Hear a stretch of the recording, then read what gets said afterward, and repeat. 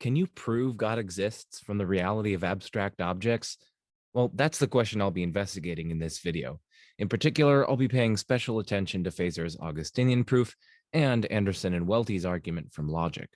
Without further ado, let's dig in.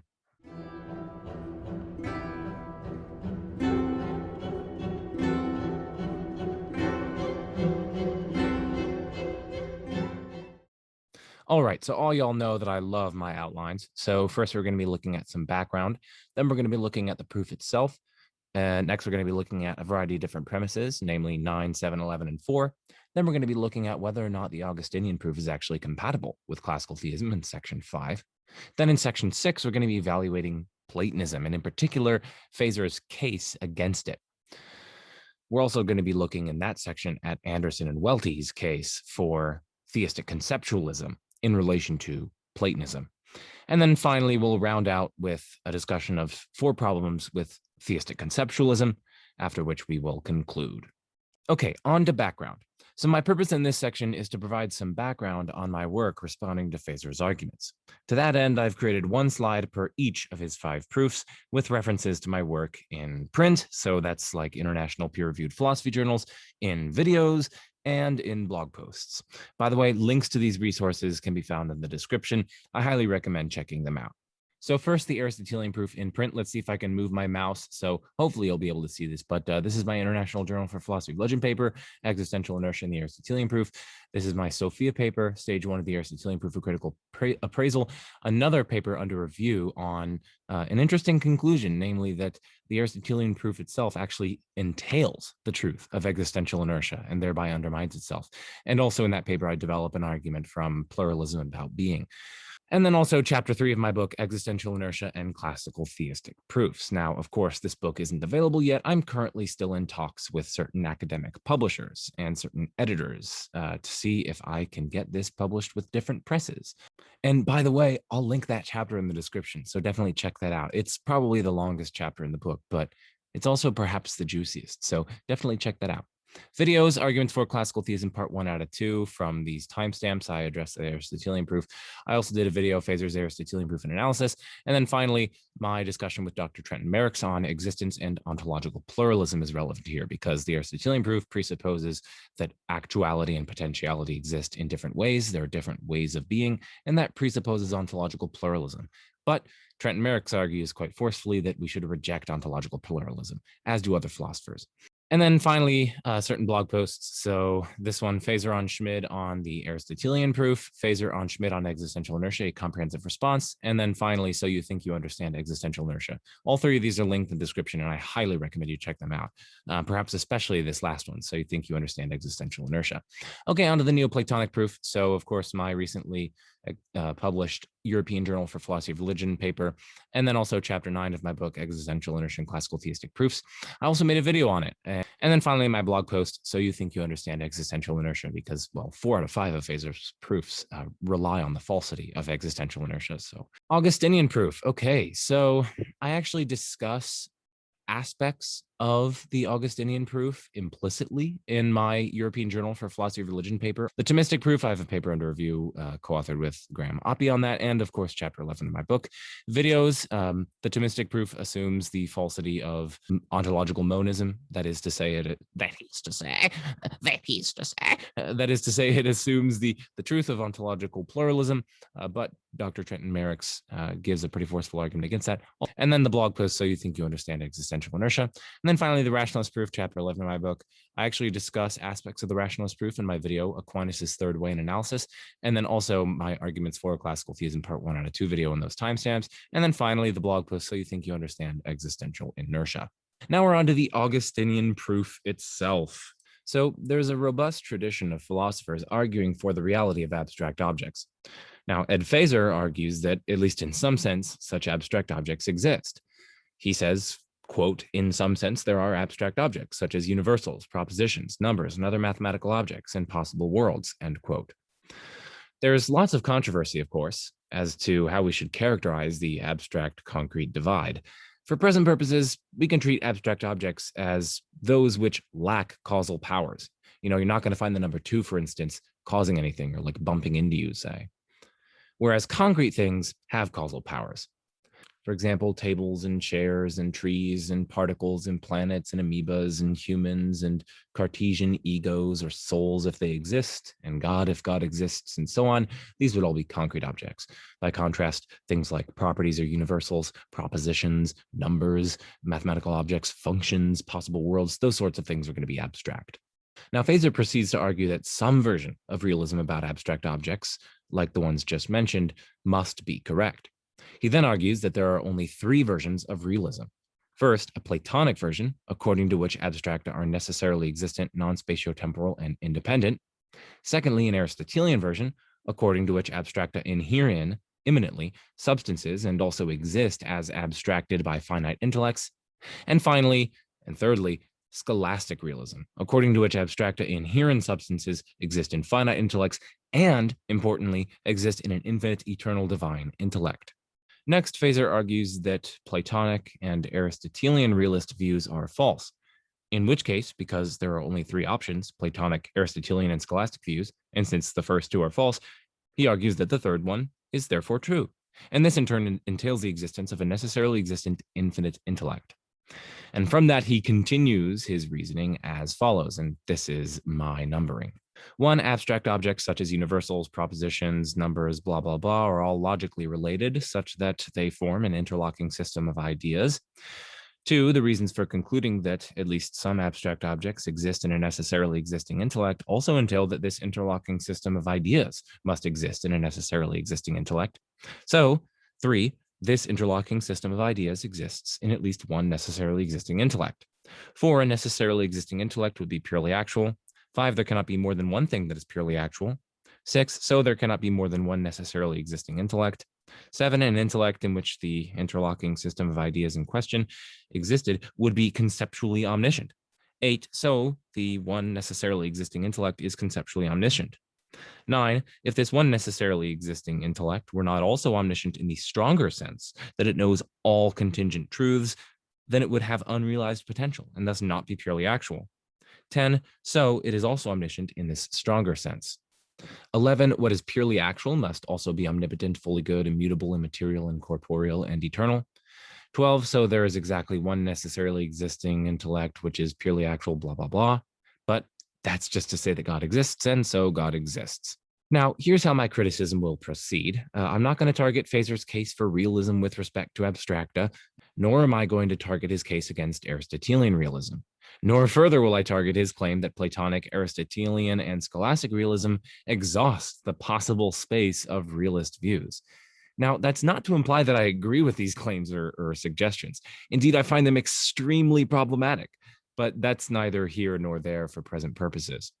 But for those interested, I'm just going to provide some resources that y'all can look into further that defend such views and that Feser doesn't engage with.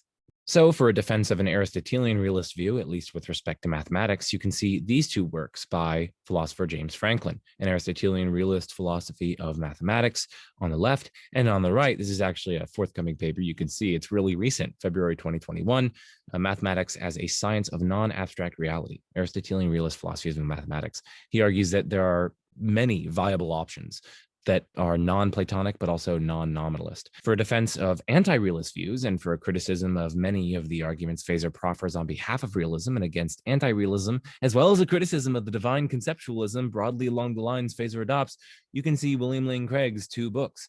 First, on the left, published with Oxford University Press, entitled God Overall, Divine Aseity in the Challenge of Platonism. And second, on the right, his book, God and Abstract Objects, The Coherence of Theism, Aseity, published with Springer. You can also see two papers by David Biles. The first one is called Ontology and Arbitrariness. That's forthcoming in the Australasian Journal of Philosophy. He argues there for a minimal ontology over a maximal ontology, which includes things like, abstract objects and whatnot.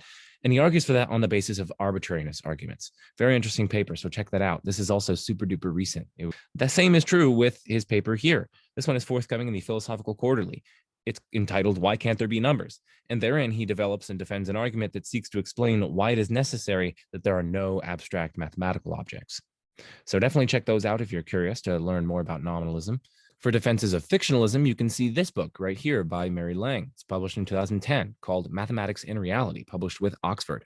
And of course, for a recent defense of Platonism, you could see Scott Berman's book. I did an interview with Scott Berman.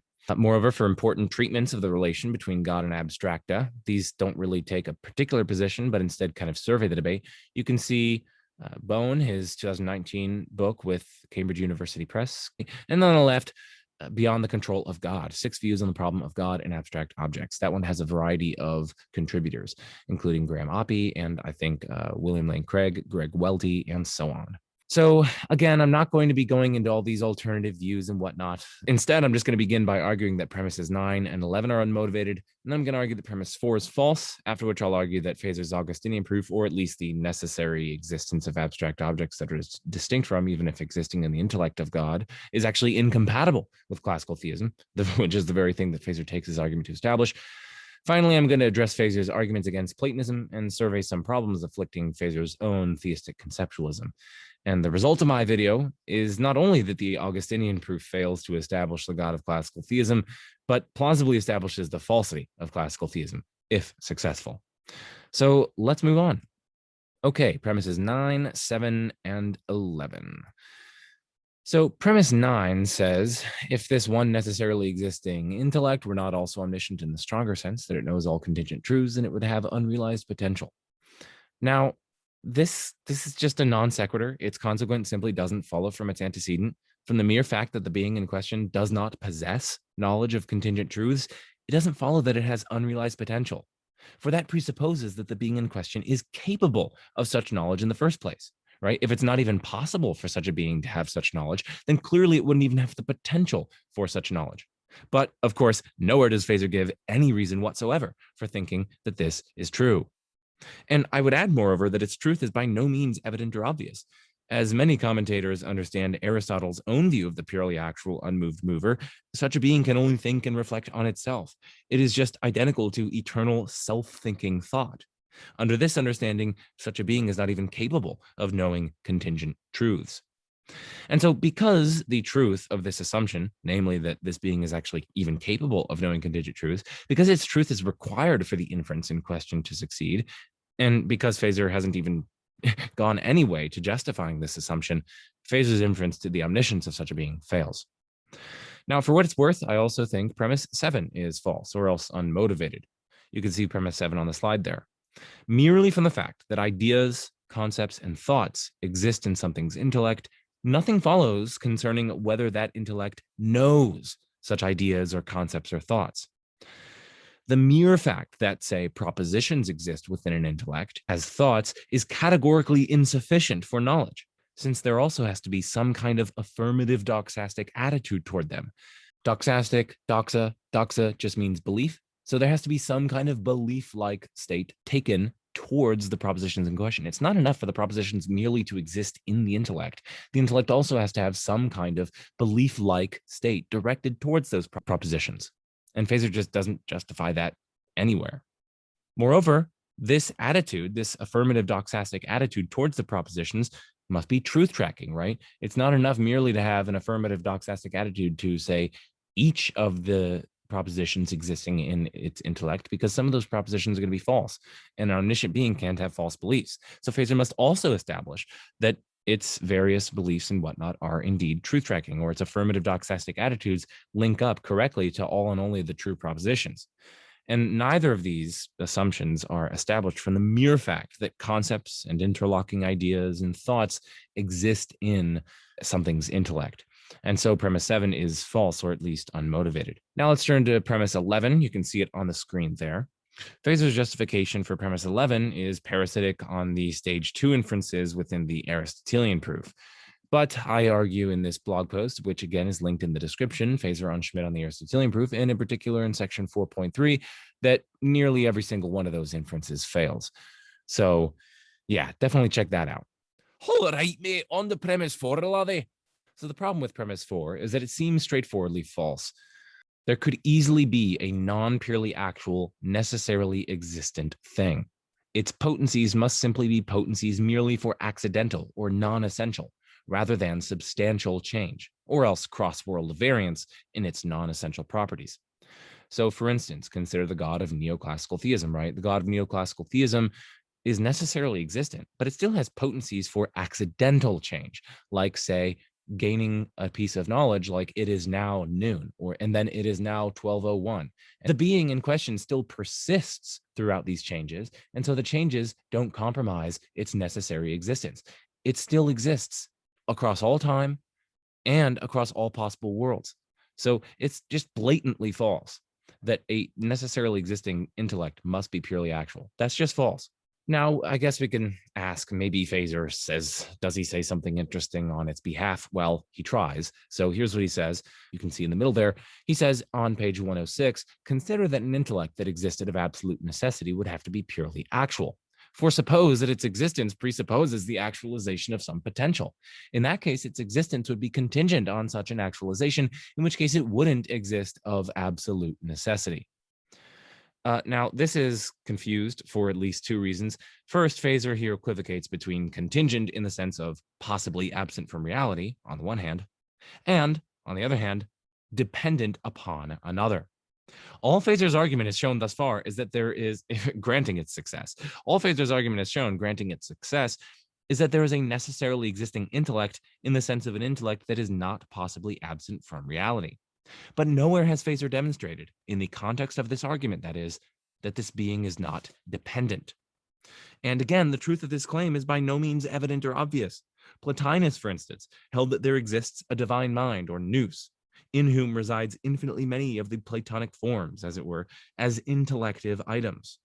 But for Plotinus, this infinite complexity requires an extrinsic source, cause, or ground, the one. For Plotinus, then, the divine mind is a dependent being. It is dependent upon the absolutely simple one, which transcends all complexity, distinction, multiplicity, plurality, differentiation, and qualification. So again, the first response here is just that it equivocates between the two senses of contingent, and it fails for that reason. But more fundamentally, my second response is much more fundamental. More fundamentally, when one accepts the necessary, and I should add, independent existence of a non-purely actual thing, like the God of neoclassical theism, say, one does not say that its existence presupposes the actualization of some potential in the sense that it requires the actualization of its potential for existence in order to exist at all. One instead is only saying that the being in question has various potentialities to accidentally change. And none of those potentialities require actualization in order for the being in question to exist. Or, of course, as the case may be, one might only be saying that the being in question has potentialities for cross-world variance in terms of its non-essential properties, such that none of those potentialities for cross-world variance require actualization in order for the being in question to exist.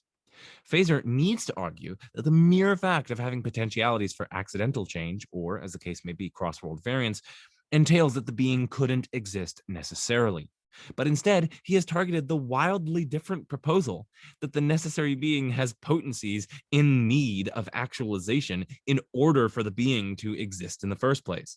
I mean, I almost threw my book across the room when I read this. I was like, bruh, you're supposed to be doing a reductio on the assumption that an intellect that existed of absolute necessity would have at least some potential. But then look what he does the reductio on. He says, suppose that its existence presupposes as a necessary precondition the actualization of some potential. That's not the proposal that he's supposed to be doing a reductio on. He's supposed to be doing a reductio on the proposal that it has some potential, say potential for accidental change or cross-world variance. That has nothing to do with the being's existence presupposing as a necessary precondition the actualization of some potential. No. Okay, anyway, I get very triggered at this at this passage because it's just so utterly confused. But anyway, I need to stop and get off my high horse. That's the problem with premise 4. That shows that his proper justification for premise 4 fails. And the fact that there could easily be a non-purely actual, necessarily existing and infinite intellect just means that the Augustinian proof is categorically impotent to establish the God of classical theism. And that means that the Augustinian proof fails because that's what it was trying to establish. All right, on to the next section of the video, incompatibility with classical theism.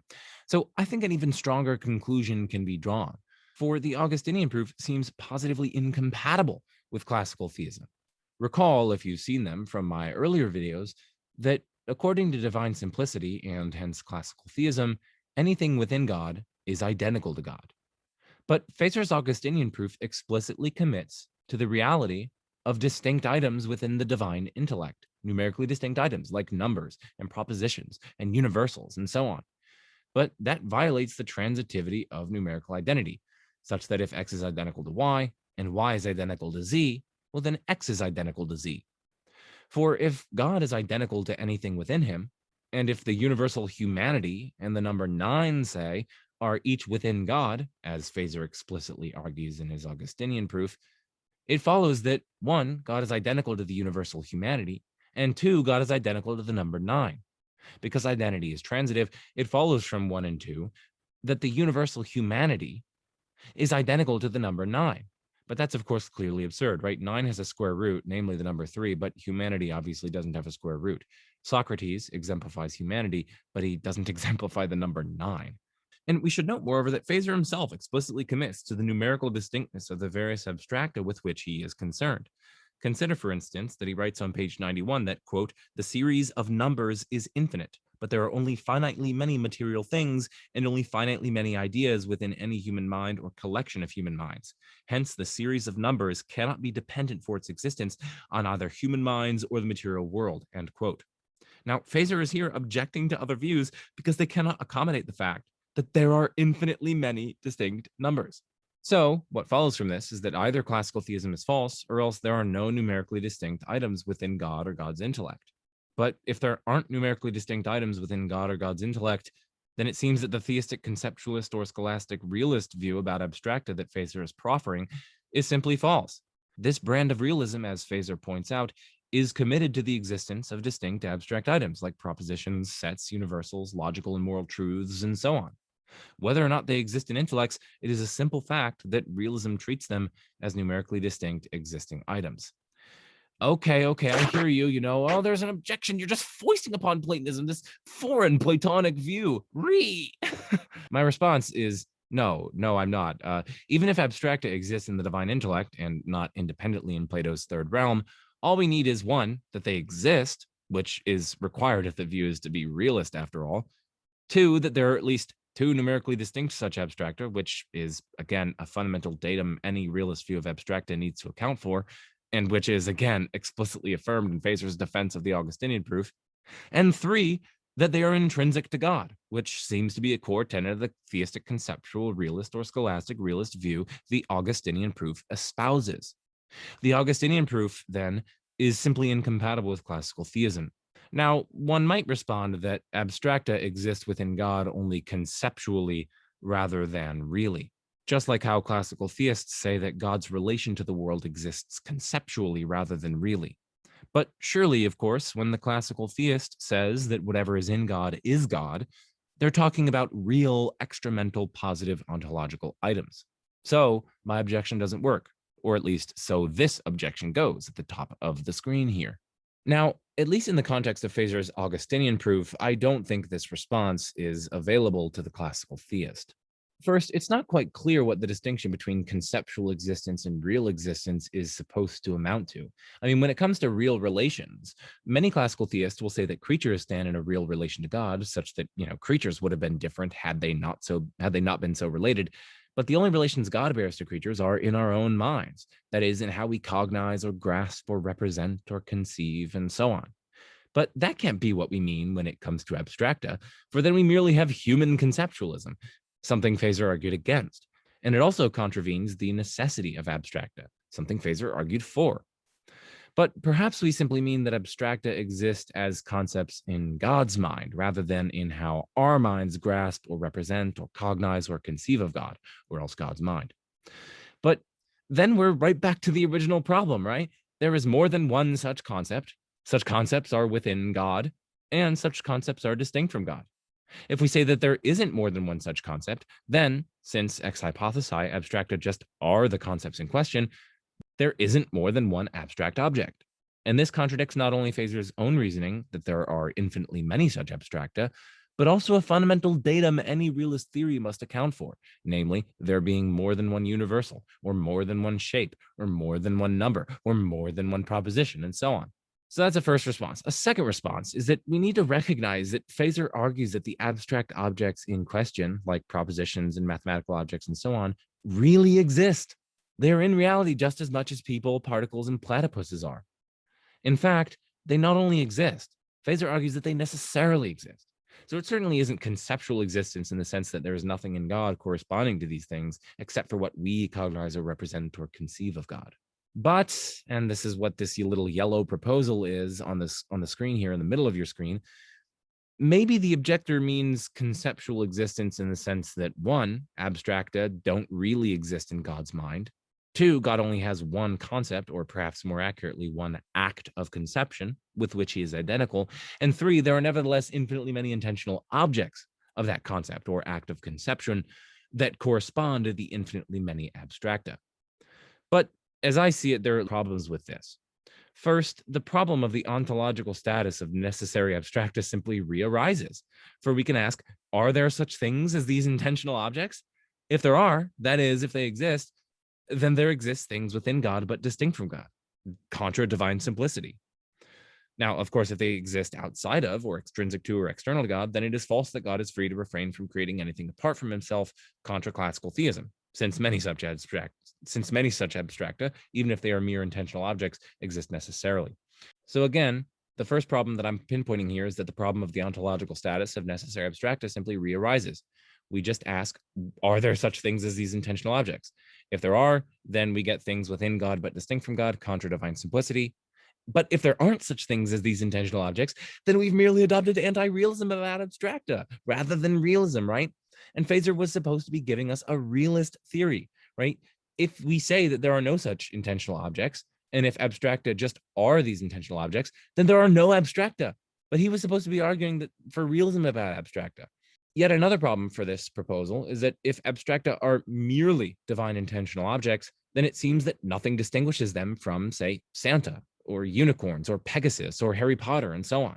Because those are also mere divine intentional objects, right? It's not as though God is ignorant of Pegasus and Harry Potter and so on. God thinks about them in some sense as well. But in that case, if abstracta are merely divine intentional objects, and the same is true of unicorns and Pegasus and Harry Potter and Santa and so on, and philosophically informed new atheists and so on, if all those fictional objects, if they have the exact same ontological status, as it were, as abstracta, well, then we render inexplicable the difference between realism about abstracta and anti-realism about abstracta, right? Santa doesn't exist, neither do unicorns, neither does a philosophically informed new atheist, and so on. But yet Feser wants to say that, oh, well, abstracta do exist. But yet, under this horn of the dilemma that we're considering, abstracta are merely divine intentional objects, just like Santa and unicorns, Pegasus, and so on.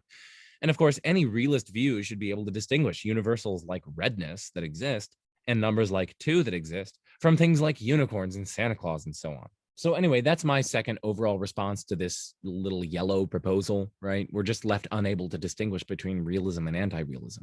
In addition to the first problem, and I've got 2 more as well, the first problem was that the problem simply re-arises, the problem concerning the ontological status of these abstract objects. Now on to the third problem. All right, so the abstracta in question must really exist as a third problem in order for them to serve the explanatory roles for which Feser employs them, right? Things with mere conceptual existence like Santa Claus and unicorns surely cannot explain objective resemblance among mind-independent particulars, abstract reference and quantification in mathematics and logic and whatnot, the necessary truths of various mathematical, logical, and moral propositions, and so on, right? Consider, classical theists don't want to say that the relations God bears to creatures explain why creatures exist. Why? Well, because such relations don't really exist so as to explain anything. Instead, they say that God is what explains creatures. And so, by parity of reasoning, if one wants to say that these abstracta don't really exist, well, then they're not going to be able to really exist so as to explain anything. Okay, so that's my third objection to this. And then the fourth objection is that this seems to assume pluralism about being, but there are good reasons to reject pluralism. In particular, it seems to assume that there are different ways of being or modes of existence, like conceptual existence and then real existence. But I think that there are good reasons to reject pluralism. I mean, in particular, you can see these 2 things here, section 4.2 of my blog post, Feser on Schmidt on the Aristotelian Proof, linked in the description, as well as my discussion with Dr. Trenton Merrick's on existence in ontological pluralism, linked in the description.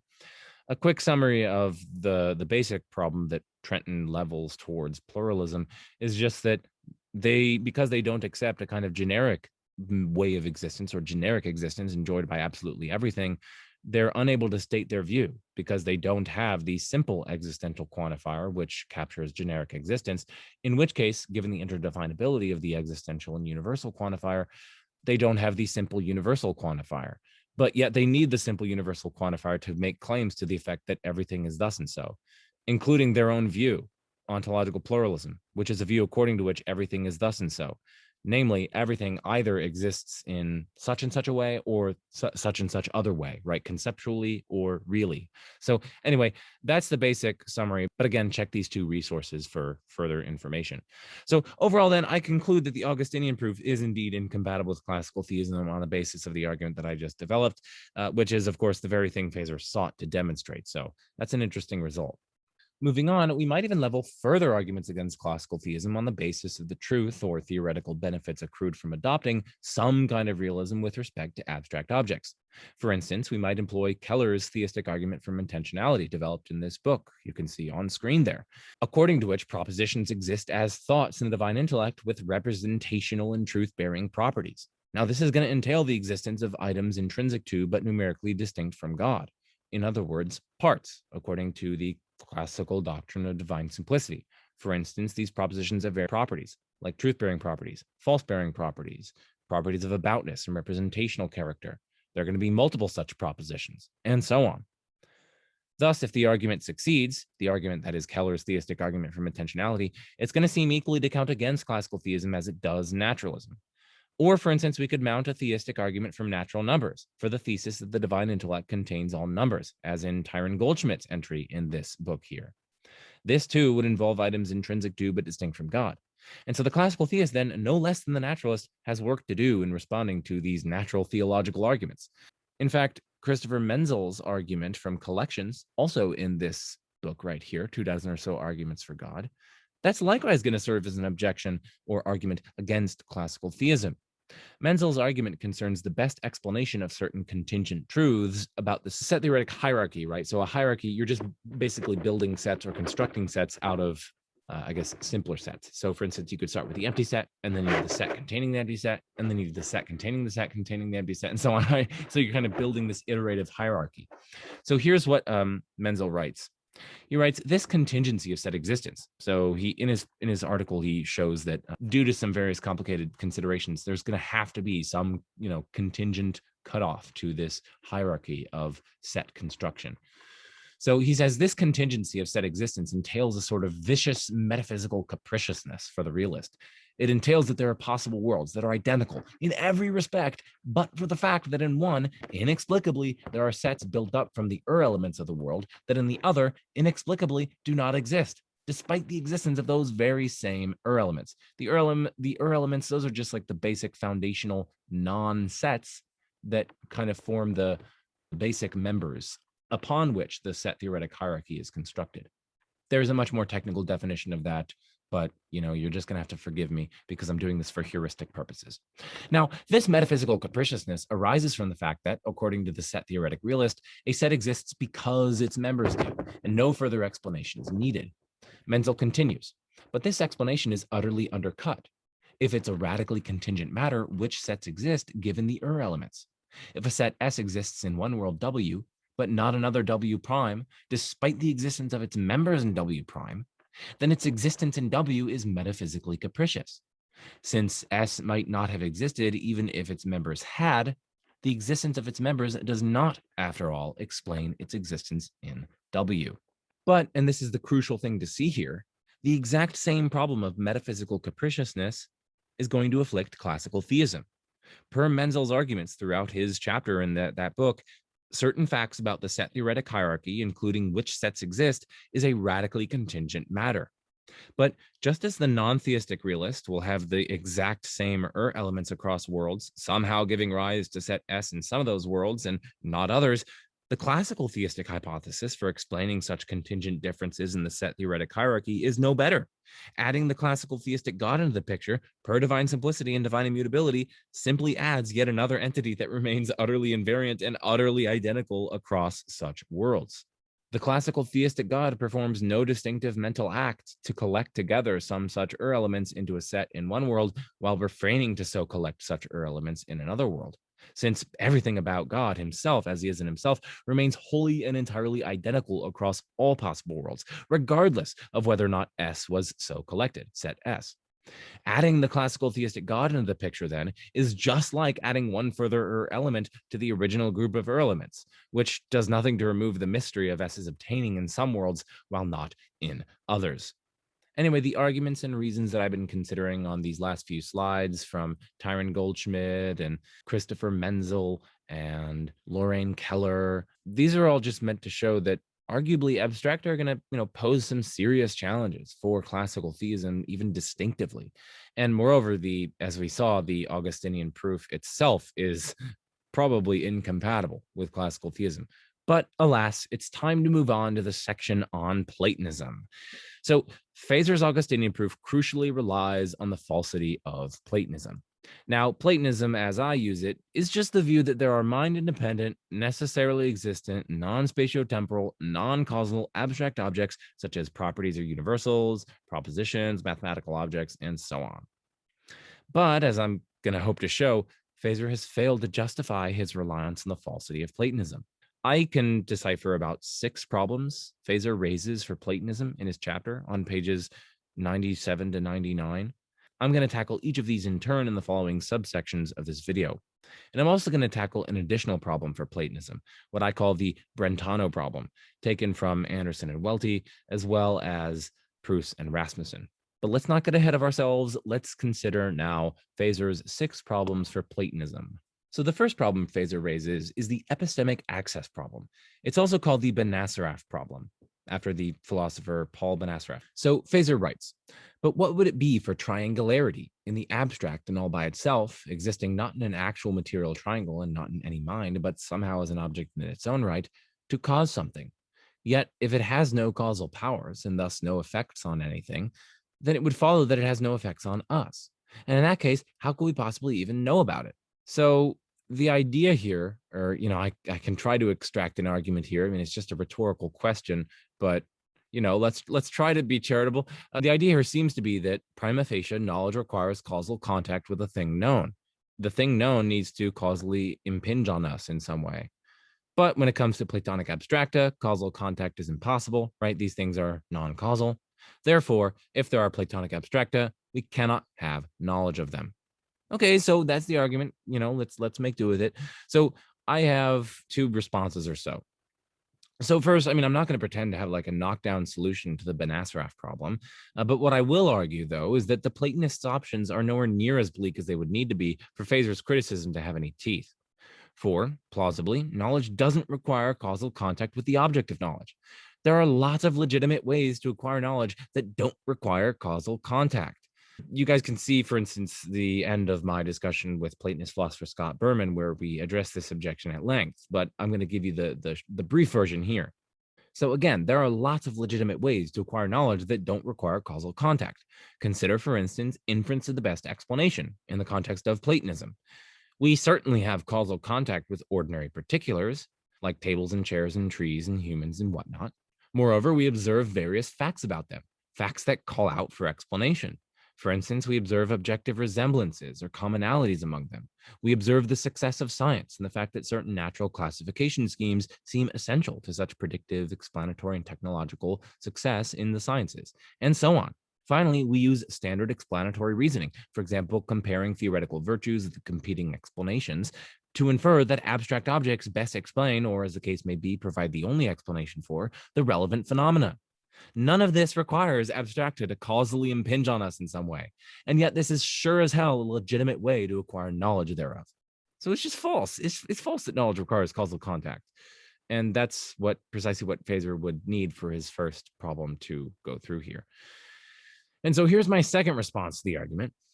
I would say that plausibly any intuition or argument supporting the thesis that knowledge requires causal contact will equally support the claim that knowledge requires only some explanatory connection with the object or objects of knowledge. But in that case, the Platonists can easily accept that there is an explanatory connection between abstract objects and our belief therein. For instance, according to Scott Berman, abstracta partly explain various features of science itself, and our beliefs about science are themselves explained by such features. For example, science is predictive and explanatory and technological success. By the transitivity of explanation, it follows that abstracta explain, or at least partly explain, our belief therein. Similar things can be said about, for instance, objective resemblance among particulars, right? Abstracta explain, so the story goes, abstracta explain objective resemblance or commonalities among particulars. Such mundane facts about particulars explain our beliefs about those facts, so by transitivity, abstracta partly explain our belief therein. Thus, plausibly, our belief in abstracta is indeed relevantly explanatorily connected to the fact that there are such abstracta. Plausibly, those who mount the Banasarov problem must likewise admit, moreover, the legitimacy of this kind of transitivity, since obviously not all of our knowledge of ordinary particulars. And so I don't think, for these two reasons, that this argument is convincing at all. So let's move on to the second objection that Feser levels towards Platonism. The first one failed, but maybe the second one won't. So here's how Feser articulates his second problem for Platonism.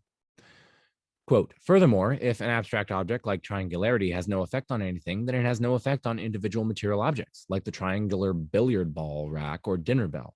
But in that case, how could it be that which explains why those things fit the particular pattern they do? End quote.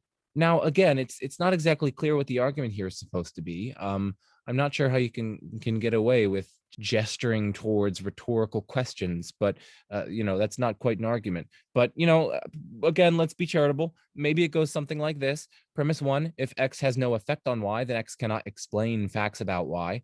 Premise 2, Platonic abstracta have no effects on material objects. Premise 3, one fact about material objects is that they fit certain patterns.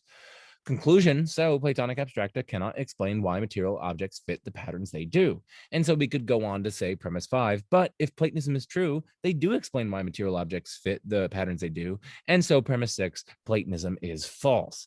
So that's my best rendition of, the argument that Feser's gesturing towards here, or adumbrating here. What do we make of it? So I say that not only does premise 1 seem unmotivated, and not only does Feser, of course, provide no justification thereof, he just gives a kind of rhetorical question. So it seems unmotivated, firstly. And that's enough. I could just move on, right? I could say this is unmotivated. You've given literally no reason for this. Let's move on. I could do that. But I'm also going to argue that it's just straightforwardly false. For there are all sorts of non-causal explanations. That is, cases where X explains Y, or some fact about Y, without having any causal effect on Y. Suppose Stephen is hanging out with two friends, Cameron and Cameron. Suppose Stephen has 23 cookies and wants to give his two friends the same whole number of cookies without any left over. To his dismay, he finds out that he can't do this. What explains that? Well, the explanation is in terms of mathematical constraints, right? 23 cannot be divided by 2 to yield a whole number. Importantly, though, this is not a causal explanation. The relevant non-divisibility of 23 isn't causing Stephen's desire to be unsatisfied. Nevertheless, it still explains it. So premise 1 is just false. The mathematical constraints here have no causal effect on Stephen's desire, but they nevertheless explain some fact or facts about it. Moreover, the explanatory arguments for Platonism themselves constitute responses to premise 1. For instance, suppose the Platonist appeals to some one thing shared in common among numerically distinct individuals in order to explain their objective resemblance with one another. It's not difficult to see how this explains objective resemblance, right? Things resemble because they literally share one and the same thing in common among themselves. And this is explanatorily illuminating, says the Platonist, regardless of whether that one thing shared in common has causal effects on the particulars in question. And so I conclude that Feser's second problem here is not at all a serious challenge for the Platonist. And so onward we march to the third problem. So the third problem is an alleged incoherence in Platonism. So Feser writes, Platonic realism seems to regard a form as something both universal, that is instantiated in many things, and also existing as a particular individual thing in its own right. This seems incoherent. Now, once again, it's not exactly clear what the problem is here. Consider the case of one universal, triangularity, right? This is a universal. It is a single entity. But that doesn't mean that it cannot be universal in the sense of multiply instantiable or exemplifiable. All that amounts to is that numerically distinct individuals can stand in an exemplification relation to it. Now, obviously, there are different accounts of exemplification, but for present purposes, a generic and simplified notion will suffice.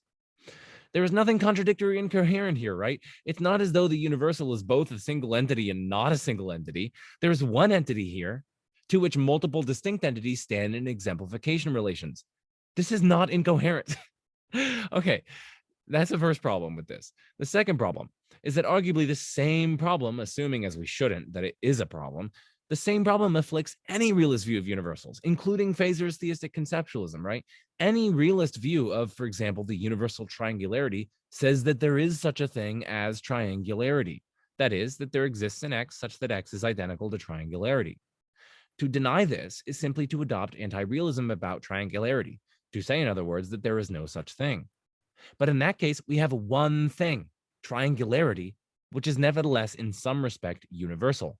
The problem of being both quote unquote individual and quote unquote universal will therefore afflict any realist view, if it is a problem in the first place, which it isn't. But so to make this concrete, pun intended, consider Feser's own theistic conceptualism. Under such a view, universals are ideas in the divine intellect, as Feser says on page 108 of his book. But in that case, Feser's own view treats triangularity as something universal that is present in many things and also existing as a particular individual thing, namely an idea. So this third problem is not challenging at all to the Platonist. It's not plausible. And, let's just move on to the fourth argument. See if so far we have 3 strikes. None of them were plausible, but maybe the fourth one will be. Spoiler, it's not, but, we'll give it a shot. So Feser's fourth argument against Platonism is the so-called third man argument. He writes, take the form of man, for example. Individual men are men only because they participate in this form, says the Platonic realist. But if the form of man is itself an individual object, doesn't that entail that there must be some other form that it participates in, and by reference to which it counts as the form of man specifically? Don't we have to posit a super form of man over and above the form of man, in which both individual men and the form of man itself all participate? Indeed, wouldn't we have to posit a super form of man over and above that super form, in which the form of man, the super form, and individual men participate? We seem led into an infinite regress and absurdity, end quote. Feser missed his opportunity to say super duper form instead of super form, but I guess we can forgive him.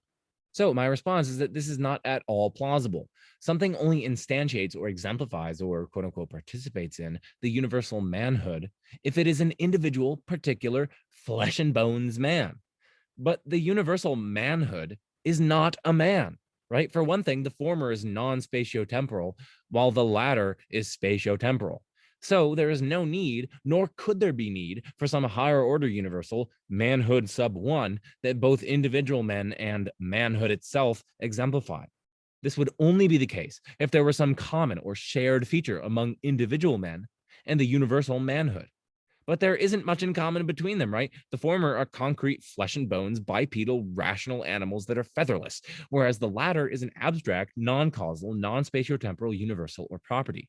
If they have something in common, it surely won't be anything relevant to some higher order manhood like manhood sub 1. So this problem is not at all plausible.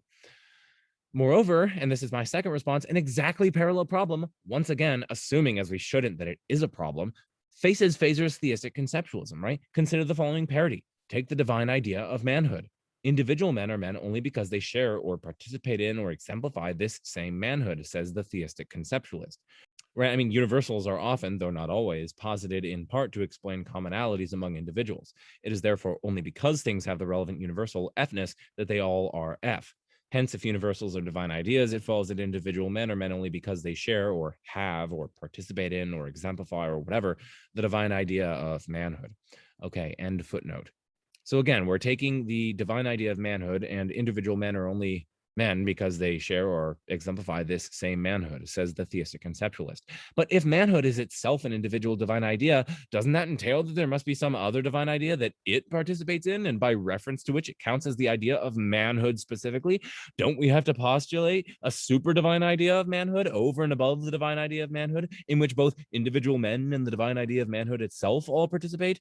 Indeed, wouldn't we have to posit a super divine idea of manhood over and above that super divine idea, in which the divine idea of manhood, the super divine idea, and individual men all participate? We seem led into a vicious regress and absurdity. Like, come on, like, no, this is not plausible at all. Those two responses, I think, suffice to show that this argument fails, and it's not a problem for the Platonist. And even if it were, it would pose a problem for Feser's own theistic conceptualism.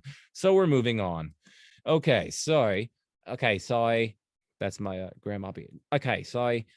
Individuality and incoherence. So here's Feser's fifth argument against Platonism. Consider a universal like animality. I'm reading off the screen now. Every individual animal is either rational, as human beings are, or non-rational, as all other animals are. But what about animality itself? Precisely because it is universal, it has to apply to both rational and non-rational animals. But it can't itself include both rationality and non-rationality, for these are contradictory. So we have to say that inherently it entails neither rationality nor non-rationality. But no individual thing can be neither rational nor non-rational. Any existing thing has to be one or the other. Hence, the universal animality cannot be said to exist as an individual thing in its own right. That is to say, it cannot properly be thought of as a Platonic form, end quote. So this is confused. In one sense, the universal animality entails only non-rationality. In another sense, the universal animality entails neither rationality nor non-rationality. There is nothing absurd here, okay? Here is the perfectly respectable sense in which animality entails only non-rationality. The universal itself is not rational, that is, capable of rational deliberation or thought or activity.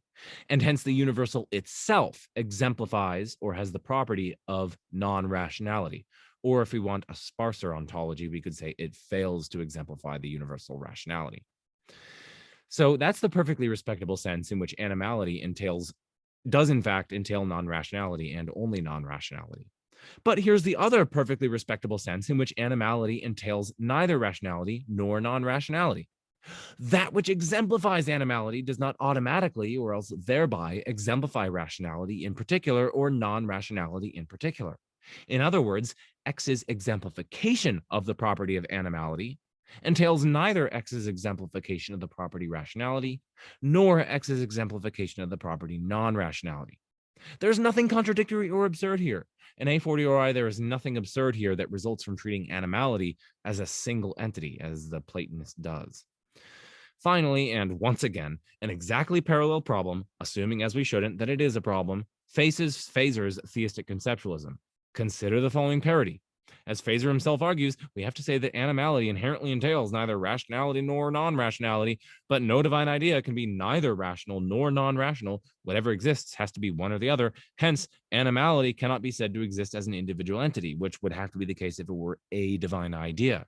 That is to say, it cannot properly be thought of as an idea in the divine intellect. And so we have these two problems. Firstly, this is just confused. It mistakes the fact that the universal itself does in fact exemplify non-rationality. Yeah, that's the sense in which it's false that animality is neither rational nor non-rational. No, animality is non-rational. It exemplifies the property non-rational or non-rationality. But there's another sense in which, and a perfectly respectable sense, in which animality entails neither rationality nor non-rationality. Not in the sense that it exemplifies neither of those as a universal or as an entity in its own right, but in the sense that those things which themselves exemplify animality do not themselves automatically or thereby exemplify rationality in particular or non-rationality in particular. So that's the first response. This is just confused. And then the second response is that, again, an exactly parallel problem is going to face Feser's view. Okay, 5 strikes, all of them fail, but maybe Feser's 6th argument won't fail. Let's see. Maybe there's hope. So here's Feser's 6th criticism of Platonism. Quoting from the screen here, Platonic realism implies that the natures of the things of our experience are not in the things themselves, but are instead non-spatio-temporal. The nature of a tree, for example, is not to be looked for in the tree itself, but in the form of tree. The nature of a human being is not to be looked for in any human being, but rather in the form of humanity, and so on. Now, if treeness is not to be found in a tree, nor humanity in a human being, then it is hard to see how what we call a tree really exists as a tree, or what we call a human being really exists as a human being, end quote. Now, a familiar pattern, it's not clear what the argument is here, but I guess I can consider some of the claims that he makes. So first, Feser says that the natures are, quote, not to be looked for, end quote, in the things whose natures they are. I mean, perhaps this is simply a statement of the Platonic commitment to the non-spatio-temporality of abstracta. You won't find the universal spatio-temporally located where its instances are. That's correct, but utterly uninteresting, right? It's just a restatement of the Platonic view. Feser does go on to report that it is, quote, hard for him to see, end quote, how this commitment allows us to say that ordinary particulars exist as those particulars. But I myself have to admit that it's hard for me to see how this is at all a convincing argument or problematic for the Platonist, right? Platonists don't deny the reality of the ordinary particulars around us, contemporary analytic Platonists, that is, and nor do they deny that such ordinary particulars have various intrinsic and extrinsic properties. Finally, they also don't or needn't deny that many such intrinsic properties are essential to those particulars. None of this is compromised by the mere fact that the properties of themselves are non-spatiotemporal. There's just no force behind Feser's sixth criticism here.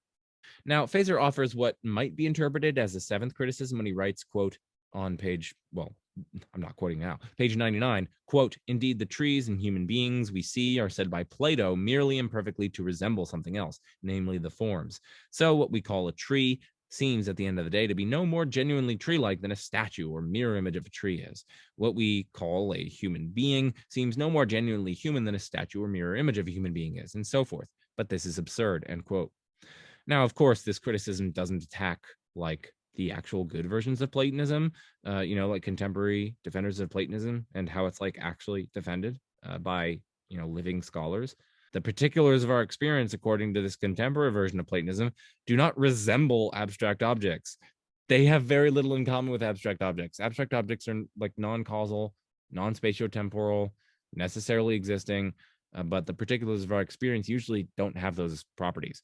So it's just false for this contemporary version of realism that they are ordinary particulars, that is, are imperfect or less real images of these universals. And so this criticism is neither here nor there for present purposes. Okay, so those are all of Feser's 6 arguments against Platonism. He claims in his chapter that his objections to Platonism are, quote, insuperable, end quote. Now, while many adjectives describe his objections, I hope to have shown that insuperable is certainly not one of them. Okay, let's move on. Okay, so Brentano famously remarked that intentionality is the mark of the mental. Now, intentionality, that just refers to aboutness, right? So my thought that humans exist is about humans. It's like referred to humans. It's about them. It's directed towards them. The proposition that dogs exist, for instance, is about dogs, and so on. So you can think of intentionality helpfully as aboutness. The Brentano problem, which that's my term, by the way, that refers to the purported superiority of conceptualist, and in this context, divine conceptualist accounts over Platonic accounts due to the intentionality exhibited by various abstract objects. Of concern for present purposes are propositions, which are, roughly speaking, non-linguistic entities that are the primary bearers of truth values and are expressed by declarative sentences. So a number of authors, for example, Anderson and Welty, in their 2011 paper, you can see on the left here, The Lord of Non-Contradiction, an Argument for God from Logic, as well as Proust and Rasmussen in their 2018 book, Necessary Existence, shown on the right here. A number of these authors have pointed to the intentionality of propositions as better accounted for under theistic conceptualism than Platonism. According to Anderson and Welty, propositions are identical to thoughts in the divine intellect. Identifying propositions with thoughts, they argue, is this, quote, the simplest and least arbitrary, end quote, account thereof. They continue, unless we have some good independent reason for insisting that propositions are not mental items, we should conclude on the basis that they possess the distinctive mark of the mental that propositions are indeed mental items, rather than positing a sui generis ontological category for them to occupy. One might go so far as to say the principle of parsimony demands it. Propositions then are best construed as mental in nature. Now, other suspiciously thought-like features of propositions are, as Proust and Rasmussen point out on page 139 of their book, that, quote, they bear entailment relations, they exemplify truth and falsehood, and they are arguably built of more basic intentional components, end quote. These deep similarities between thoughts and propositions are, quote, least surprising if propositions are thoughts or are essential components of thoughts, end quote. That's also from Proust and Rasmussen, page 139. Now, there seem to be 2 considerations here purportedly favoring theistic conceptualism over Platonism about propositions, and you can see those 2 on the screen there. First, identifying propositions with thoughts is simpler than the Platonic account, since 1, we already have thoughts in our ontology. 2, Non-mental but intrinsically intentional Platonic objects would be a sui generis, categorically different kind of thing from other things in our ontology.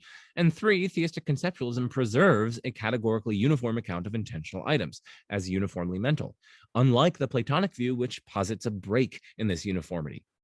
Second, identifying propositions with thoughts gives us a good explanation of why and how propositions exhibit the various above-mentioned suspiciously thought-like characteristics. We already know that thoughts are intentional. Indeed, we are intimately familiar with this fact. And so if we can assimilate propositions to thoughts, we will have a neat explanation of their intentional features. By contrast, their intentionality seems to be primitive or brute on the Platonic account. How they represent is thus a mystery. Now, these are valuable challenges for Platonism. I'm not going to pretend to resolve the Brentano problem in the space of this section of the video, but I am going to provide 6 responses that, by my lights, significantly weaken its force. So first, it seems quite implausible that parsimony supports theistic conceptualism vis-a-vis Platonism. I mean, it's true that Platonism, by dint of its non-spatio-temporal abstracta, has a sui generis fundamental kind of object in its ontology. But Platonism doesn't, or at least doesn't automatically, have a sui generis fundamental kind of object of a different sort, namely God himself, that Anderson and Welty's theistic conceptualism does have. Anderson and Welty, just as much as the Platonists, posit a categorically different fundamental kind of thing, a non-spatio-temporal supreme mind, right? Platonism makes no such posit, but the point is that Anderson and Welty themselves, in their own account of abstracta, likewise have to posit a categorically different fundamental kind of thing. And Platonism doesn't do that with respect to the divine intellect. So both of them have this kind of categorically different fundamental sui generis kind of thing. So while divine conceptualism might be more parsimonious than Platonism with respect to its commitment to intentional objects being uniformly mental, it is nevertheless less parsimonious with respect to its commitment to a categorically different kind of concrete thing. Though, interestingly, theistic conceptualism, in Greg Welty's manifestation, violates the uniformity of thoughts in a different way. For under Welty's view, God's thoughts, unlike every other thought we know, are not causally dependent on their thinker, in this case God. By contrast, the Platonists can maintain that all thoughts are uniformly causally dependent on their thinkers. So at best, then, I'm going to say parsimony considerations seem to be awash between the two views. They don't seem to support theistic conceptualism over Platonism. Now, Alex Malpass, who is worth quoting at length, makes a related point about parsimony in reference to the quoted passage from Anderson and Welty. This is from Alex Malpass's paper in Sophia, responding to the Lord of Non-Contradiction. I think you can find that paper on his blog, Use of Reason. So here's what Malpass says, quoting from the screen here. Roughly speaking, thoughts are private to those who think them, right? You cannot literally think my thoughts. But propositions are paradigmatically shareable. We can each think thoughts with the same propositional content. Frege contends that there must therefore be 3 basic categories of things: physical objects, thoughts, and propositions. Anderson and Welty effectively also recognize 3 types of things: physical objects, private thoughts, and shareable thoughts. Therefore, it is not so obvious that parsimony considerations decisively tell in favor of their alternative, which also requires the positing of a 3rd category of thing, shareable thoughts. Right? The reason that they have to posit shareable thoughts is that, right, under their view, God's thoughts are, at least some of them, are numerically identical to propositions. And moreover, you and I can think of one and the same proposition, and that's going to have to be God's thought, right? So God's thoughts aren't private, or at least the ones that are identical to propositions that you and I entertain. Those aren't private. They're shareable. You and I have access to them. We think like literally his same thoughts. But that's unlike our thoughts. Like, I don't think literally your thoughts. I have the same content as your thoughts, but I don't think your thoughts.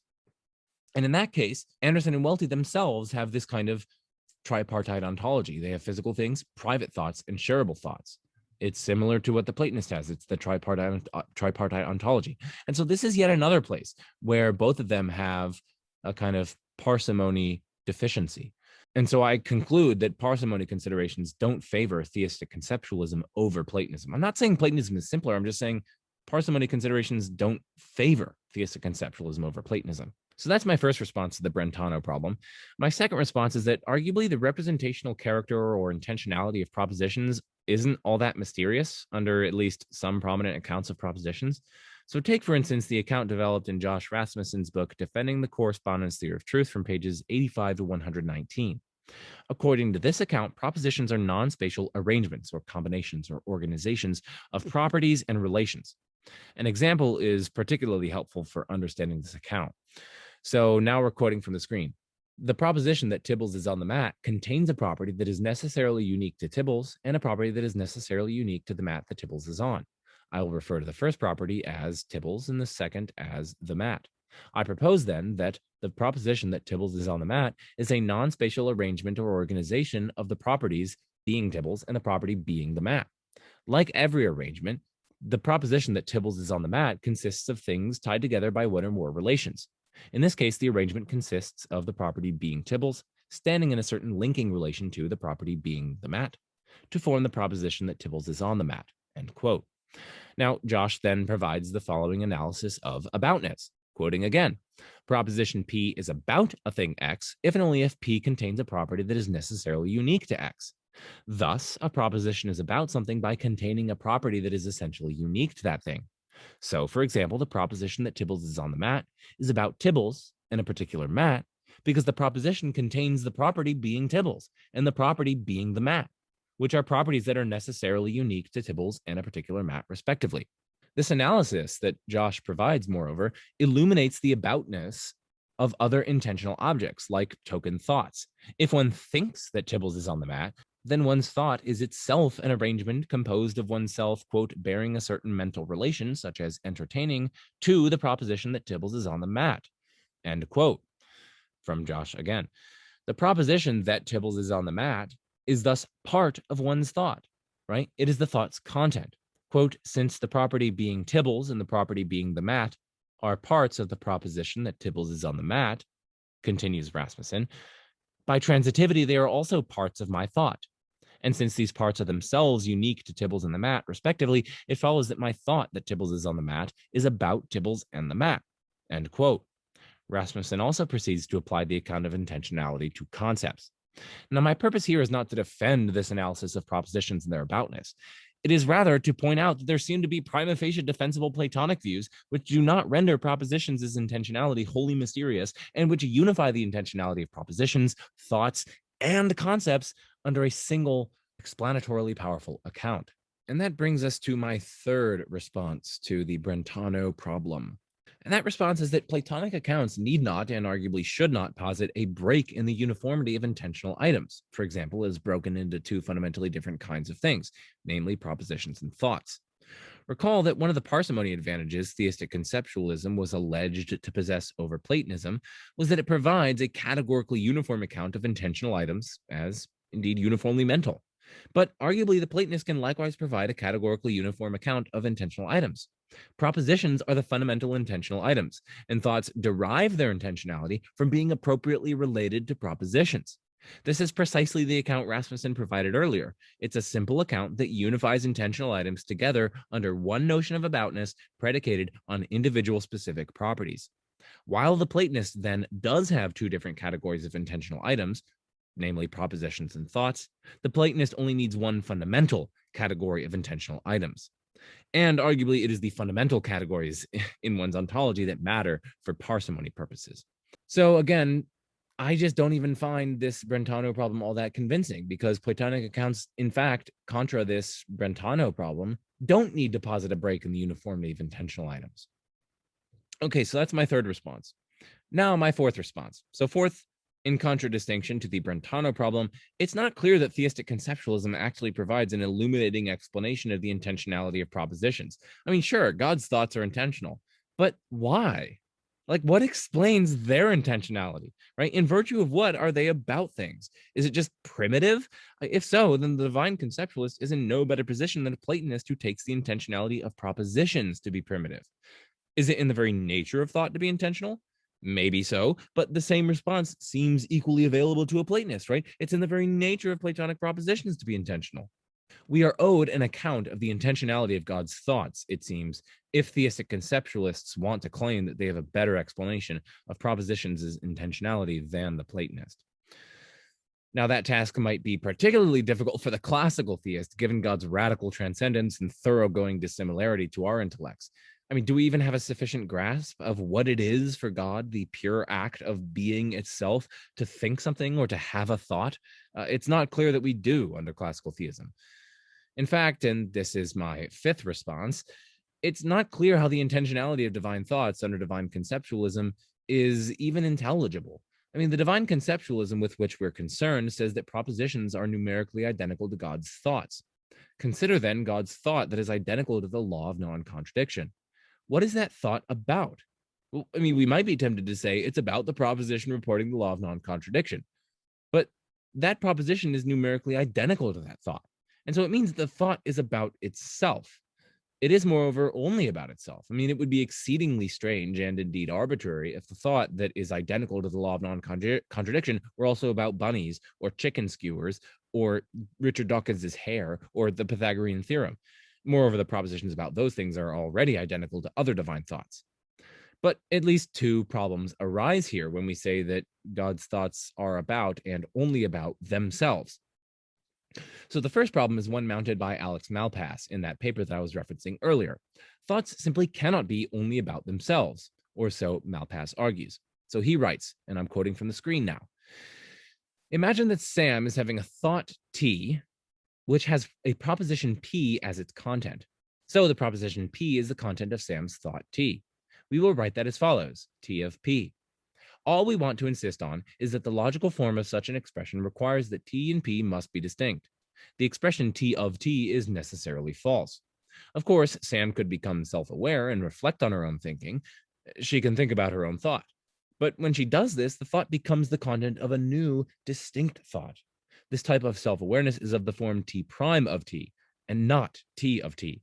Self-awareness is hierarchical, not truly reflexive. End quote. So that's the first quote on here. This second quote I'm going to get to soon, at the very bottom, that second paragraph. So I do find this rejoinder plausible from Malpass, but not entirely convincing. I mean, there seem to be cases where a thought takes itself and only itself as its content. I mean, consider the thought that this very thought is a thought, or the thought that this thought I'm entertaining right now has a qualitative character. I mean, those seem to be thoughts that are about themselves, right? And only about themselves. They're not also about bunnies or what have you. And I don't know, it seems as though I can think them. There seem to be cases where a thought takes itself and only itself as its content, contra what Malpass argues in this first paragraph here. Now, perhaps Malpass will argue that these purported wholly self-intentional thoughts spawn a vicious regress. Malpass asks us to consider the benign T-schema regress. If P, then it is true that P.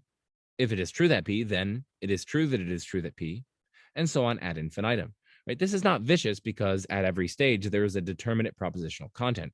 We could ask, what is it that is true? And at every stage we have a clear answer. But according to Malpass, wholly self-intentional divine thoughts spawn a different regress. Malpass asks us to consider one such thought, the divine thought T. He continues, and this is where we have the second paragraph here. We can ask, what is the content of T? To avoid arbitrariness, the divine conceptualist has to insist that it has itself as its own content. She has to introduce T to play the role of content as well as thought, T of T. So we have been given an answer to the content of the outer instance of T. But now we can ask, what is the content of the inner instance of T? The only answer can be a further iteration of the same pattern, T of T of T. This process clearly iterates forever, but unlike the benign regress, there is no point at which we get a proper answer to the question of the content of the inner instance of T. Thus, it is vicious, end quote. Now, again, I find this somewhat plausible, but not entirely convincing. For this argument would generalize to any case of wholly self-intentional thought. According to the argument, any such thought would be impossible, since it entails a vicious regress. But just phenomenologically speaking, it seems that thoughts of this kind are not only possible, but actual. I mean, I just invite the listener or the viewer to entertain the following thoughts. 1, this very thought is a thought. Or 2, this thought I'm entertaining right now has a qualitative character. I mean, I don't claim that this is a decisive consideration, but by my lights at least, it calls this first problem that Malpass raises into question. Right, we're considering a fifth response to the Brentano problem for Platonism, and under this fifth response, there are kind of two subpoints, and the two subpoints are meant to essentially spell out the fifth response. They're meant to be two problems that arise from a commitment of theistic conceptualism, namely its seeming to render the intentionality of divine thoughts just unintelligible. And so we have to consider these two kind of extensions of this fifth response. The first one is from Malpass, and it's his vicious regress argument. And I've argued here that that argument doesn't seem to work because there seem to be counterexamples to it. But there is a second response, or there is a second problem that I'm going to raise, and that does kind of have some bite to my mind. So let's move on to that. So that second problem is that if the thought is about and only about itself, the same will apply to all of God's other thoughts that are identical to other propositions. But in virtue of what, then, is one of these thoughts, say, the law of non-contradiction, or LNC, whereas the other is, say, the law of excluded middle, or LEM? After all, they're both divine thoughts, and they're both only about themselves. What then individuates them, right? Like, why is one the law of non-contradiction, whereas the other is the law of excluded middle? I mean, we normally think that thoughts are individuated by their contents, but this doesn't seem to be an option if the contents are numerically identical to the thoughts themselves. There seems to be no explanation of why one of them is the law of non-contradiction while the other is the law of excluded middle, unless, of course, we can point to some additional feature or features of the thoughts, such as there being arrangements or combinations or organizations of properties and relations that individuates them. But in that case, it seems like it's this other feature that accounts for the intentional directedness of the law of non-contradiction thought to the law of non-contradiction in particular. And in that case, the mere fact of being a thought is not doing the explanatory heavy lifting, as it were, when it comes to explaining the intentionality of propositions. That then is the second way to extend my fifth response, and I do find that quite plausible. As does this little cat on the left here. It looks like she's just smoked marijuana, but we can set that aside. So onward we march to my sixth response to the Brentano problem. And that response is that even if divine conceptualism were both simpler and more explanatory than Platonism when it comes to the intentionality of propositions, now I've challenged both of those claims in my first 5 problems, but set that aside, it's a further question whether it is superior to Platonism, all things considered. And I think it's not clear whether this question should be answered in the affirmative, for there are reasonable considerations that tell against it. I only have room for a sketch of some such considerations. Okay, so let's move on to those distinctive problems for theistic conceptualism. Okay, so the first problem is that many propositions are nasty, disturbing, insane, banal, trivial, morally and rationally reprehensible, and unholy. Graham Oppy, in one of the books that I mentioned earlier, develops this, and William Lane Craig as well, and another of those books that I mentioned earlier develops it as well. So if, as divine conceptualists would have it, propositions are necessarily existent divine thoughts, then God is incessantly and necessarily thinking such horrendous thoughts. If you'll forgive me for the gruesome example, consider the proposition that God loves to torture babies merely to delight in hearing their screams. That's going to be one of God's thoughts, and God's unendingly thinking this, right? This is not only deeply counterintuitive, but also seems to compromise God's holiness and perfection. So how might the theistic conceptualist reply? Well, take first banal and trivial thoughts. Arguably, it's a mark of good cognition that one thinks what is true, even if the truths in question are utterly trivial or banal. It is still a mark of one's cognitive perfection that one entertains and endorses such truths, or at least it's a mark of perfection, provided that such thoughts don't crowd out, as it were, thoughts of more important matters. And that, of course, is clearly no problem for an infinite intellect like God. Now consider outrageous, insane, and reprehensible falsehoods. Importantly, one can entertain outrageous and reprehensible falsehoods without endorsing them. So this is that second point there under the red response, entertain versus endorse. We can distinguish between entertaining such outrageous and reprehensible falsehoods from endorsing them. So if God entertains them and rejects them, if he doesn't endorse them, well, then God is thinking true thoughts. And again, surely it's a mark of cognitive perfection to have such true beliefs. Moreover, merely entertaining an immoral or nasty thought is surely not sufficient for having a bad or else imperfect or unholy character. Imagine a criminal psychologist who manages to get inside the head of a serial killer to see what sorts of things they're thinking in order to anticipate their next move, say. This need not morally compromise the criminal psychologist. Finally, by entertaining the thoughts in question, God gets a full picture of moral space, that is, of moral facts and properties and relations. And surely this is part of God's cognitive and moral perfection. Many thanks to philosopher Kenny Boyce for bringing some of these replies to my attention. Now, I think that these are really respectable replies. In response, which is what I'm going to develop here under that little green reply there, I'm just going to offer some gentle pushbacks. So, first, even if God doesn't endorse his ungodly thoughts, what drives the problem is simply that he unceasingly ruminates over them, indeed, infinities upon infinities of them.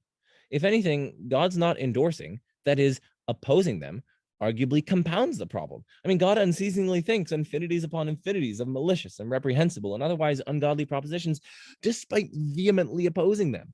I mean, it's hard to see how he wouldn't be like ultra pissed, but second, there may be relevant disanalogies between the criminal psychologist and God under theistic conceptualism. For criminal psychologists have to take periods away from thinking about, for example, horrific cases for the sake of their own psychological well-being, whereas God never gets any such break from thinking about his horrendous and malicious thoughts.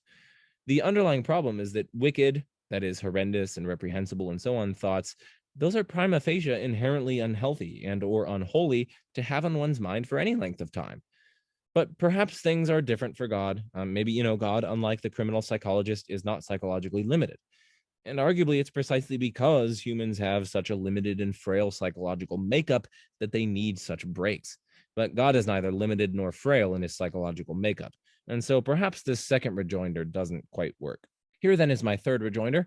Suppose we change the criminal psychologist case so that the criminal psychologist incessantly thought the relevant reprehensible thought. Even when not at their job, even when trying to sleep, even when buying groceries, and even when hugging their kids. There seems to be something clearly inappropriate and unholy here. Indeed, modify the story even further. Suppose there is no serial killer. The criminal psychologist entertains all these horrific thoughts, regardless of whether there's a serial killer in relation to whose future actions the thoughts would be useful. Indeed, suppose the criminal psychologist knows that there is no such serial killer, and yet still thinks about these things. I mean, something here seems inappropriate and unholy. And yet, this is exactly what theistic conceptualists will have us believe about God. Even in a world in which God existed alone, he would still be incessantly thinking infinities upon infinities of these atrocious and malicious and reprehensible thoughts. Overall, I do have to admit that I think it's clear that the ungodly thoughts objection is far from decisive. I think there are some intuitions undergirding it, and perhaps those intuitions are evidentially salient. And perhaps perhaps theistic conceptualism incurs at least some theoretical cost in violating such intuitions. But I do have to admit that I think that this ungodly thoughts objection is far from decisive, and I think the jury is still out on it. So the second problem for theistic conceptualism, raised forcefully in Craig's book God Over All, Chapter 5, and others, is that theistic conceptualism unduly restricts God's freedom and control. As Felipe Leon puts it in his dialogue with Josh Rasmussen, quote, in order to explain the objectivity, necessity, and infinity of abstract objects, theistic conceptualism entails that God must think all of his thoughts, and just those thoughts, and must think them constantly, end quote. Given the infinitude and necessity of universals and propositions, for instance, it simply follows that there are positive ontological items distinct from God that are not freely created by God, where free creation, as I use it, implies that God is free to create or refrain from creating. God therefore controls neither the existence nor the character of the abstract landscape. God's sovereignty is thus threatened. The third problem is a bootstrapping worry. And you can see this guy's glorious boots on the bottom here. He's like posing and he's jumping like, wow, what a queen. Anyway, the third problem is a bootstrapping worry. For plausibly, God must already have, or in the case of divine simplicity, already be identical to, in a sort of explanatorily preconditioned manner. Surely God must already have various properties in order to be able to engage in thought and conception or other intellectual activity in the first place. Surely, for instance, God must already have or be identical with the property of being capable of thought, or of being an intellect, or of being powerful. But in that case, properties cannot be identical to or otherwise grounded in God's thoughts, conceptions, ideas, or other intellectual items or activities. For then, some properties would be ontologically prior to themselves, which is absurd. They'd be both prior to themselves and posterior to themselves, in which case they'd be prior and not prior, which is absurd. Now, alternatively, I guess the theistic conceptualist might reject the principle that if God is powerful, is an intellect, is capable of thought, and so on, then he thereby has the properties of, or is identical to his properties of being powerful, being an intellect, being capable of thought, and so on.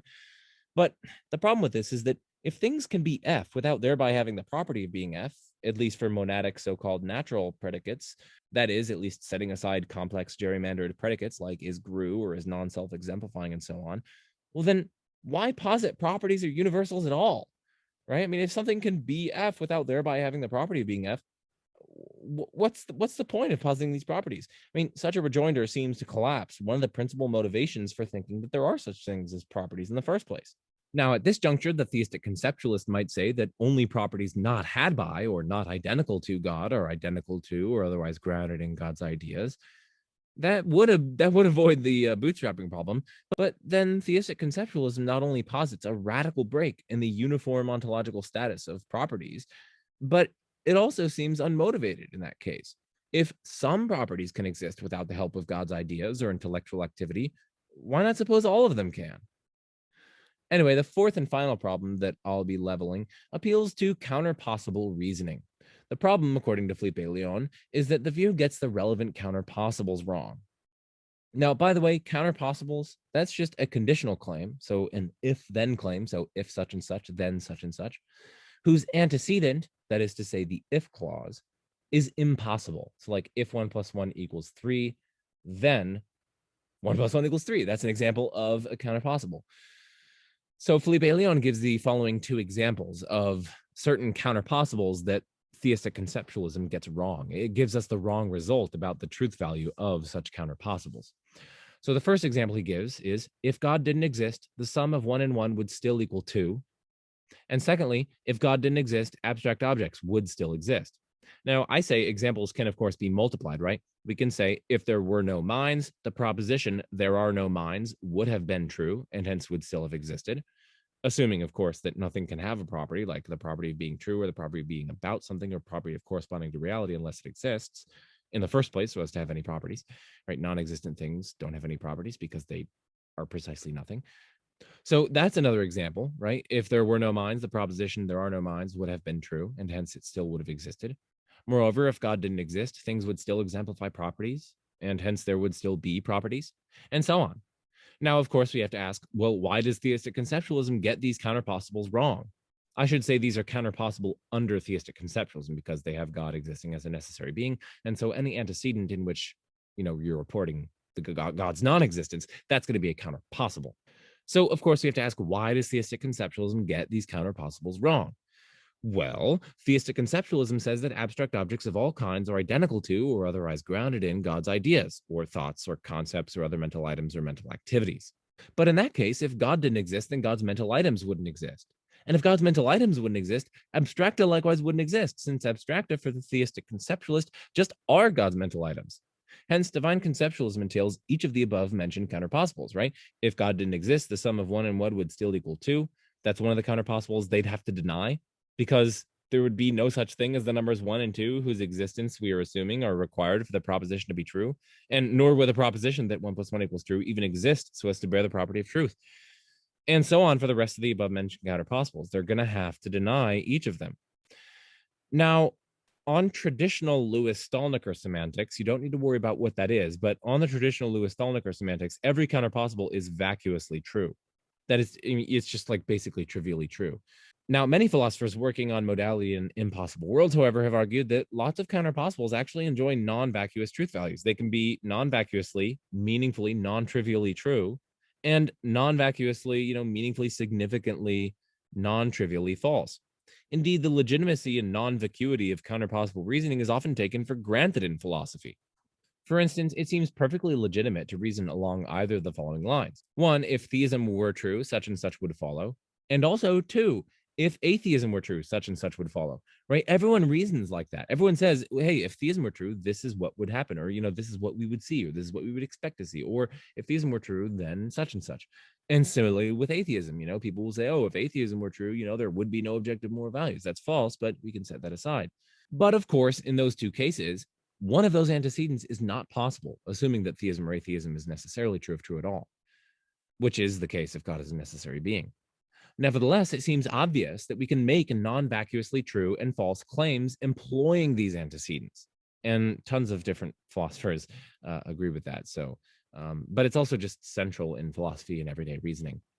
So, assuming that counterpossibles can have non-vacuous truth values, we can then ask about the counterpossibles entailed by theistic conceptualism. Are they non-vacuously true or false? The objection to theistic conceptualism under consideration says that they are non-vacuously true. It just seems obvious, according to the objectors, that 1 and 1 would still make 2 if God didn't exist. And it just seems obvious that if God didn't exist, non-God things would still exemplify properties and so on. Now, since theistic conceptualism entails that these things are actually non-vacuously false, but they're obviously non-vacuously true, it follows by modus tollens that theistic conceptualism itself is false, or so the argument goes. Now, how are we to respond to this? Or at least how is the theistic conceptualist to respond to this? I mean, it's not clear whether this argument is convincing, or at least whether it should convince theistic conceptualists to abandon their position. I mean, what undergirds the intuition that these counterpossibles are non-vacuously true? On the screen there, I ask in that little red thing, I say non-vacuously false, but that was an accident. I didn't mean to type false. I should have typed true. Oh, well, oh, well. But in any case, what undergirds the intuition that these counterpossibles are non-vacuously true? I mean, it couldn't be an intuition that abstract objects necessarily exist, or that it simply must be the case that if there are non-God things, they exemplify properties. For these necessary truths are inapplicable to impossible worlds, and they don't seem to illuminate the space of nearby impossible worlds in which God doesn't exist. By the way, worlds are nearby each other if they are like really super duper similar to each other. So for example, one possible world is like exactly the same as our world, except for the fact that like in some isolated region of Greenland in like the 12th century, someone sneezed in that other possible world that they didn't sneeze in this world. And that's the only difference, or one of the only differences, except, you know, a few differences in the air particles around them and whatnot. But anyway, that would be a really nearby possible world to this one. But anyway, it couldn't be like what undergirds this intuition. It couldn't be an intuition that abstract objects like necessarily exist, because that's just inapplicable to impossible worlds. And that's what we're considering. So perhaps the idea then is that, you know, it's the closest impossible worlds in which God doesn't exist. In those, it's still the case that abstracta exist, that non-God things exemplify properties, that 1 and 1 make 2, and that the proposition that God doesn't exist is true and hence exists. But it's not clear whether such judgments can be used as arguments against theistic conceptualism. For, plausibly, when we consider the closest impossible world in which the antecedent of the counterpossible holds, it is what we already believe about the antecedent's relation to the consequent that dictates our judgment about the counterpossible's truth value. To see why this is plausible, consider the following claim. We're going to call that claim A. If God doesn't exist, then objective moral values don't exist. Now, suppose we have two theists, one of whom thinks that God's nature grounds objective moral values, the other of whom thinks that the flourishing and languishing conditions set by the intrinsic natures of creatures themselves grounds objective moral values. Now, both theists regard A as a counterpossible, provided they think God necessarily exists.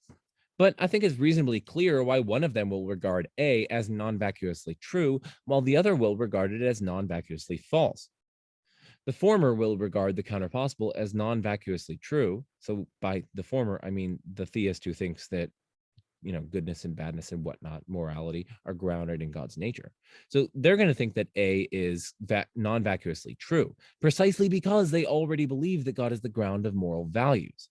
Whereas the latter theist will regard it as non-vacuously false. They're going to say, no, A is false. It's false that if God didn't exist, then objective moral values and duties wouldn't exist. They're going to say that's false because they already believe that it is the intrinsic character of creatures, not their extrinsic relation to God or God's nature, that grounds moral values. Now, this case illustrates why one's assessment of the truth value of counterpossibles depends on what one already believes about the antecedent's relation to the consequent. But in that case, what motivates the judgments about the existence of abstracta in the closest impossible worlds in which God doesn't exist is precisely one's prior belief that God doesn't ground abstracta, or that God's mental items aren't identical to abstracta. But in that case, though, one cannot use such abstracta-related counterpossible judgments to argue against theistic conceptualism on pain of begging the question. And so in that case, as I say here on the screen in that last bullet point under the red response, in that case, problem number 4 is question begging. But perhaps all is not lost for the counterpossible objection, so I'm going to give 2 points on behalf of it in response to the above rejoinder. And that above rejoinder is, of course, in that little red there, that response. And so now we're moving on to that little green there, the little 2 responses there. So first, one might worry that this sort of objection will generalize to virtually all philosophical claims. For most philosophical theses are necessarily true, if true at all, and there are usually two or more, usually more, philosophical views regarding a given philosophical thesis. If that's right, then virtually all we do in philosophy is consider impossible claims. That is, we reason about counterpossibles. And if that's right, then on the above response, we can't really do philosophy in a way that can properly persuade the other side in any dispute, since one won't accept the proposed counterpossibles unless one is already a believer of the relevant view. So that's the first response. The second response is that some counterpossibles just intuitively seem obviously non vacuously true or obviously non vacuously false, regardless of one's prior beliefs about the relation between the antecedent and the consequent. Suppose, for instance, that Philo thinks that only God's commands give us reason to act when it comes to moral actions. Sophia points out that Philo's view entails, absurdly, that even if God had never issued any commands, the fact that one could prevent 1,000,000,000 holocausts by effortlessly lifting one's finger doesn't give one any reason to effortlessly lift one's finger. Now, presumably, in worlds wherein holocausts occur, God, by his very nature, would always command one to prevent holocausts if one could do this by the effortless lifting of a finger. So, Sophia's objection is a counterpossible objection. And I think it's just obvious that Sophia has pinpointed a serious problem for Philo's view. For the relevant counterpossible just seems obviously and blatantly false. Thus, even if one antecedently accepting Philo's view, because of their prior beliefs about the relation between the antecedent and the consequent, even if one antecedently accepting Philo's view would ultimately have to judge the relevant counterpossible as non-vacuously true, they could, and arguably should, still appreciate that this poses a serious challenge to their view, because it just seems obvious that the relevant counterpossible is non-vacuously false rather than true. And this is true precisely because the relevant counterpossible strongly seems non-vacuously false independently of one's view about the relation between the antecedent and the consequent. Okay, so those are the two replies to this red response there. Now, I'm going to be honest with you. I don't think the first response or the first reply there holds water, the one where it says this will generalize to virtually all philosophical claims. There are whole hosts of legitimate ways to evaluate philosophical claims, including ones that are impossible, that don't rest on objections like it gets the relevant counterpossibles wrong. We can, for instance, perform reductios on views, teasing out internal incoherencies or tensions therein. We can also compare the competing philosophical views in terms of their theoretical virtues, like explanatory breadth and depth and unification and simplicity and so on. Right? That red response that we are considering, that doesn't reject counterpossible reasoning wholesale. It simply argues for the illegitimacy of one kind of counterpossible objection, namely counterpossible objections that are undergirded by a prior rejection of the view being criticized. But still, I do find this second reply really quite convincing. I mean, one's evaluation of the relevant counterpossible need not be undergirded by a prior rejection of the view being criticized. Even one who accepts Philo's view, for instance, to take that example that I gave, even one who accepts Philo's view can see the patent absurdity of the relevant counterpossible. In general, then, one can simply evaluate the merits of counterpossibles as independently plausible or implausible in their own right. I mean, that might involve a process of reflective equilibrium, wherein one balances one's intuitive judgments with one's prior commitments about the relationship between the antecedent and consequent, of course. But it's simply false that one's judgment about the relevant counterpossible is solely based on a prior rejection of the view being criticized, and hence the charge of question begging is misguided. So I conclude then that this problem number 4, I think it should at least potentially worry theistic conceptualists. I guess it depends on how strong one's intuitions are concerning the falsehood of the relevant counterpossibles. I mean, in my case, I think they're extremely intuitively plausible. I mean, if God didn't exist, 1 and 1 would still equal 2. But in any case, these 4 problems for theistic conceptualism jointly push me to my modest conclusion that it's not at all clear whether theistic conceptualism is superior to Platonism, all things considered. And so that's all that I was aiming to establish with these 4 problems that we're considering. If you want to go more in depth into some of these problems, you can check out my discussion with Felipe Leon on my channel. I think it's entitled From Abstracta to Atheism. Okay, so conclusion. So based on all the preceding sections, I conclude that the Augustinian proof fails to prove the classical theistic God. I mean, first, premise 9 is false. Second, premise 11 is parasitic on the failed stage 2 inferences of the Aristotelian proof. Third, premise 4 is false. Fourth, the argument is incompatible with classical theism, since it entails items numerically distinct from but intrinsic to God. Fifth, abstracta might furnish powerful arguments against classical theism, as we saw when we consider the arguments of Lorraine Keller, Tyrone Goldschmidt, Christopher Menzel, and so on. Sixth, all of Feser's arguments against Platonism fail. Such arguments, though, would need to succeed in order to justify the argument's reliance on the falsity of Platonism. Moreover, the Brentano problem likewise fails as an argument against Platonism.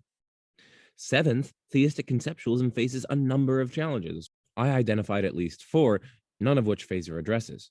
And finally, as an 8th point, I want to emphasize that there are many plausible dialectical avenues that I haven't even taken in response to the Augustinian proof, right? There are, for instance, various defenses in the literature against the criticisms Feser levels towards nominalism and Aristotelian or moderate realism, and so on, right? That was the point of the earlier section of the video where I pointed you guys to some resources on those. So I suffice it to note for now that even disregarding these other dialectical avenues, the Augustinian proof fails. Well, it ain't me. That's the end of the video. Please like, subscribe, turn on that little bell for notifications. It's unfortunate because YouTube is not giving you guys the content that you want to see. You actually have to turn on that little bell for notifications. So please do that if you enjoy my content. Consider supporting me on Patreon. You know, I do these videos and I put so much effort into them and I do so much research for them, you know, reading all these books and papers and articles and you know, building these Google slides and, you know, preparing the script and then recording and then editing and then posting all for free, right? So if you see value in the work that I do and the care and caution and rigor of argumentation and charity that I put into these videos, please consider supporting me on Patreon. Or if you want, you could do a one-time donation or tip. Just think of it as me, you know, putting my hat out at the end of the video just to see if you guys have any tips or whatever. I'm a lowly college student, so whatever you give is definitely probably just going to help me pay off my student debt. So, and most importantly, share this with your friends. If you have a friend, for instance, who thinks that the Augustinian proof succeeds or decisively demonstrates classical theism, please send this to them because it doesn't. Anyway, I'm Joe Schmid. This is The Majesty of Reason, and peace out.